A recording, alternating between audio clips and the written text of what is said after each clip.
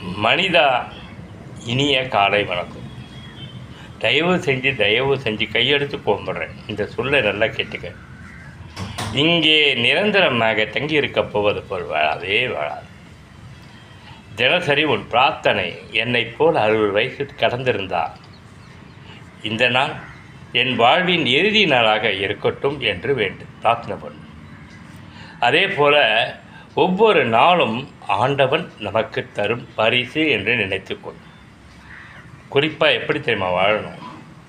இன்றைக்கி நைட்டோட லாஸ்ட் உனக்கு லைஃப் அப்படின்னு ஆண்டவன் சொல்லிட்டான்னு வை, பிரபஞ்சம் சொல்லிடுச்சுன்னு வை. இந்த கடைசி நாளை எப்படி கொண்டாடுவேன்? எப்படி ஆனந்தமாக எகிரி குதிப்பேன்?